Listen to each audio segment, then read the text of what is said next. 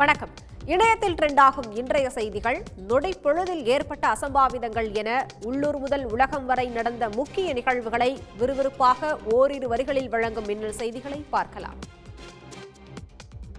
கடலூரில் கிலோ 10 ரூபாய்க்கு விற்கப்பட்ட தக்காளியை மக்கள் போட்டி போட்டு வாங்கி சென்றனர். கடந்த சில நாட்களாக தக்காளியின் விலை கடுமையாக உயர்ந்து வருகிறது. தக்காளி 50 ரூபாய்க்கு மேல் விற்பனை செய்யப்பட்டு வரும் நிலையில் கடலூர் துறைமுகம் சாலக்கரை பகுதியில் உள்ள கடையில் 1 கிலோ தக்காளி 10 ரூபாய்க்கு விற்பனை செய்யப்பட்டது. இதை அறிந்த மக்கள் கடையில் குவிந்தனர்.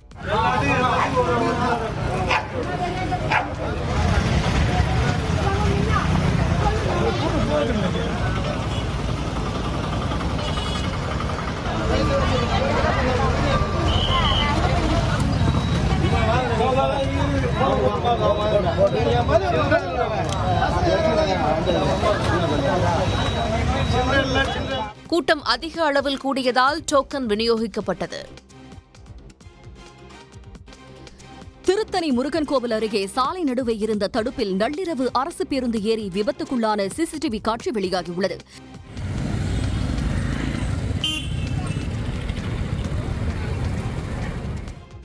ரயில் நிலையம் முருகன் கோவில் சித்தூர் சாலை சந்திப்பில் ரவுண்டானா அமைக்கும் பணி நடைபெற்று வருவதால் சாலை நடுவே 2 அடி உயரத்திற்கு சிமெண்ட் தடுப்பு அமைக்கப்பட்டுள்ளது.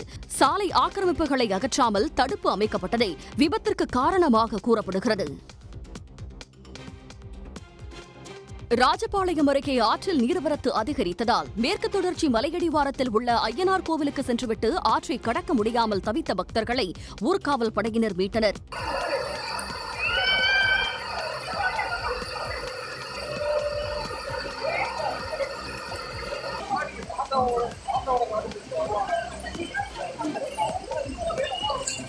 கார்த்திகை 2வது தினத்தை முன்னிட்டு ஆற்றை கடந்து சென்ற பக்தர்களில் 250 பேர் திரும்பிய நிலையில் வெள்ளத்தால் திரும்ப முடியாமல் தவித்த சுமார் 200 பேரை ஆற்றின் நடுவே நின்றபடி ஊர்காவல் படையினர் பாதுகாப்பாக மீட்டனர். சென்னை மாதவரத்தில் சாலையில் சென்று கொண்டிருந்த கழிவுநீர் ஊர்தி லாரி திடீர் என்று பள்ளத்தில் சிக்கியதால் பரபரப்பு உண்டானது. கழிவுநீரை ஏற்றிக்கொண்டு 200 அடி சாலையில் சென்று கொண்டிருந்த போது மாதவரம் மேம்பாலம் முன்பு திடீர் என்று சாலையில் ஏற்பட்ட பள்ளத்தில் பின் சக்கரம் சிக்கியது. லாரி நிலை குலைந்ததில் சிறு காயங்களுடன் ஓட்டுநர் மீட்கப்பட்டார்.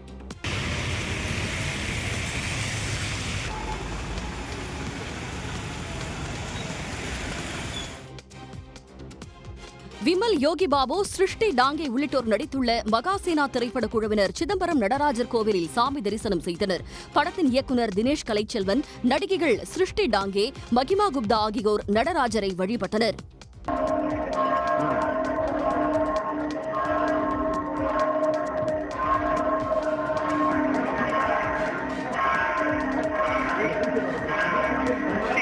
தரிசனத்திற்கு பின் செய்தியாளர்கள் மத்தியில் பேசிய இயக்குநர் தினேஷ் கலைச்செல்வன், மகாசேனா சிவனை பற்றிய படம் என்றும் தமிழ்நாட்டில் காந்தாரா படத்தை எடுத்தால் எப்படி இருக்குமோ அப்படி உருவாக்கியிருப்பதாக கூறினார். வருகின்ற 12ஆம் தேதி படம் திரையரங்குகளில் வெளியாக உள்ளதாகவும் தெரிவித்தார்.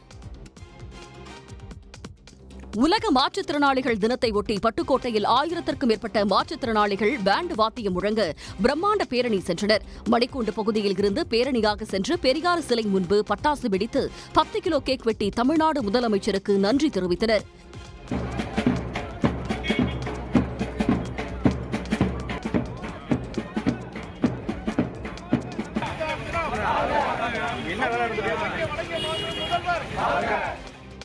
இந்தியாவிலேயே முதல் முறையாக தமிழ்நாடு உள்ளாட்சி அமைப்புகளில் மாற்றுத்திறனாளிகள் நேரடியாக உறுப்பினர்களாக நியமனம் செய்யப்படுவதற்கான 2 சட்ட முன்வடிவுகள் உட்பட மாற்றுத்திறனாளிகளுக்காக 62 அரசாணைகளை வெளியிட்டு சமூக நீதியை நிலைநாட்டியதற்காக நன்றி கூறினர்.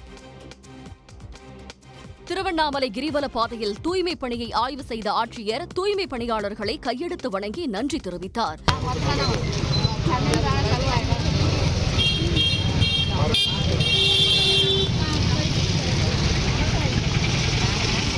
கிரிவல பாதையில் 2000த்திற்கும் மேற்பட்ட தூய்மை பணியாளர்கள் பணியில் இருந்தபோது பணிகளை ஆய்வு செய்ய வந்த ஆட்சியர் தர்பகராஜ் தூய்மை பணியாளர்களிடம் உணவு அருந்தினீர்களா என்றும் ஏதேனும் குறை உள்ளதா என்று கேட்டறிந்தார். மாவட்டத்தை தூய்மைப்படுத்திய அனைவரையும் வணங்குவதாக கூறி கைகூப்பி நன்றி தெரிவித்தார்.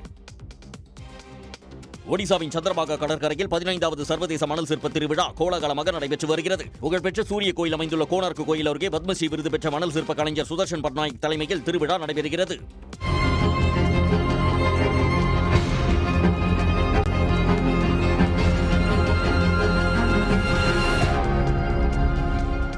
5 நாட்கள் நடைபெறும் கோனார்க் திருவிழாவோடு சேர்ந்து நடைபெறும் மணல் சிற்ப திருவிழாவில் ஸ்பெயின், போர்ச்சுகல், ஜப்பான், இலங்கை, ரஷ்யா உள்ளிட்ட உலக நாடுகளின் மணல் சிற்ப கலைஞர்களும் பங்கேற்று தங்கள் கலைத்திறமையை காட்டி வருகின்றனர். கடந்த 1ஆம் தேதி தொடங்கிய திருவிழா இன்றுடன் நிறைவு பெறுகிறது.